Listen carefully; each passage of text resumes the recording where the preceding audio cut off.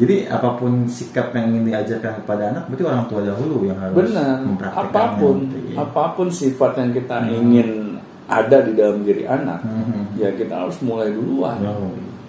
Kebanyakan sih, ya bagaimana ya Pak, yang namanya orang tua kan ingin lebih baik anaknya.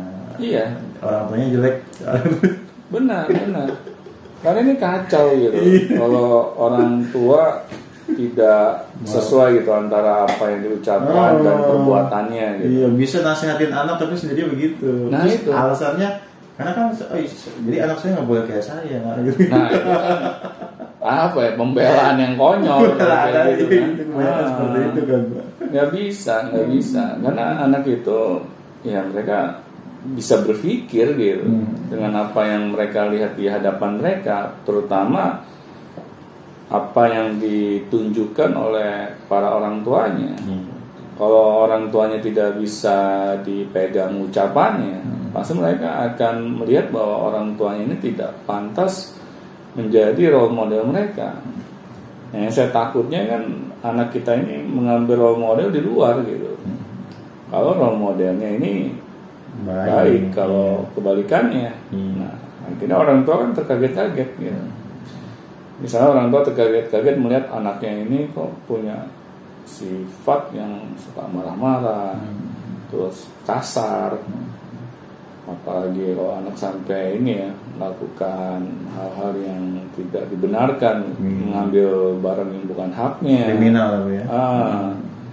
Nah di sini kan orang tua harusnya sadar gitu. Kalau anak sampai melakukan hal-hal itu semua, ayo kita coba introspeksi ya.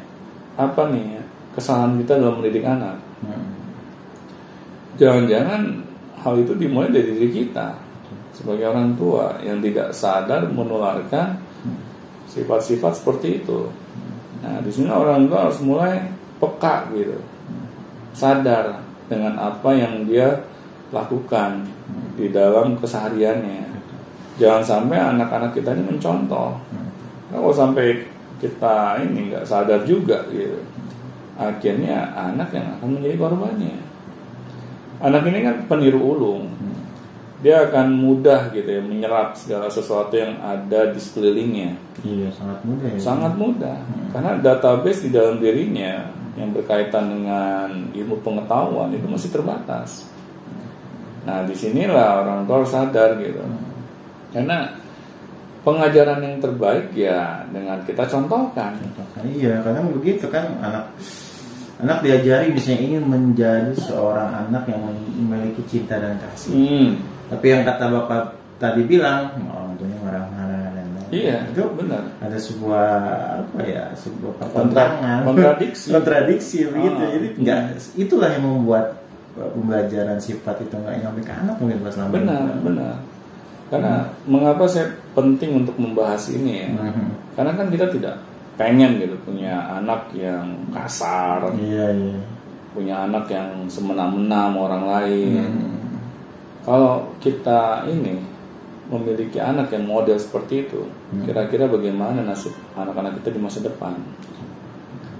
Sudah otomatis mereka akan dijauhi oleh sekelilingnya, dan akhirnya kita menciptakan anak-anak kita masa depannya itu masa depan yang bermasalah.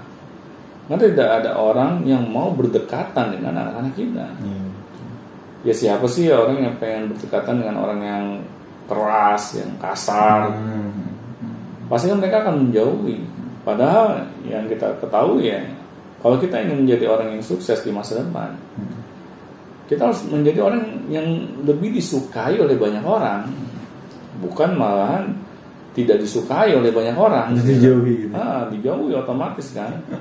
Kita butuh banyak orang-orang yang mendukung gitu, mendukung karir kita, mendukung pekerjaan kita.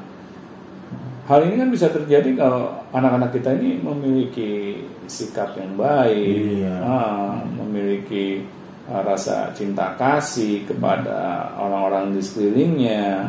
Akhirnya mereka ini tergerak untuk membantu anak-anak kita untuk meraih masa depannya yang terbaik.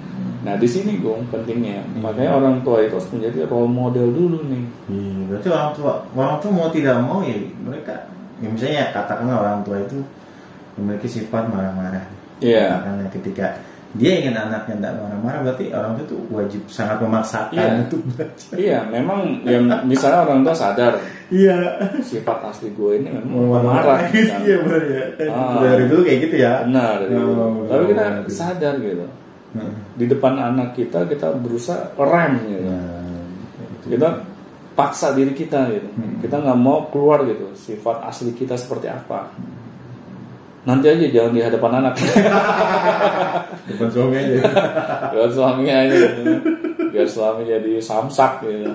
Ya nggak gitu juga. Ntar ini lagi para suami marah-marah. Gua nih habis dengar podcast istri gua jadi bantai gua gitu. Iya mungkin seperti itu kan, banyak yang memiliki kesulitan seperti itu ya. Iya. Betul. Benar. Jadi memang suatu sifat karakter yang baik itu harus diajarkan. Karena anak ini kan masih terbatas referensinya. Nah, maka orang tua ya harus mau gitu segera memberikan atau mengajarinya secara langsung gitu, mencontohkannya sifat cinta kasih ini.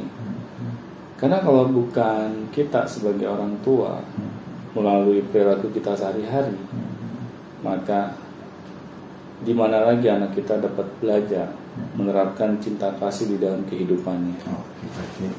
Kembali kepada orang tua. Kembali lagi kepada orang tua. Terima kasih Pak Doni atas sama-sama.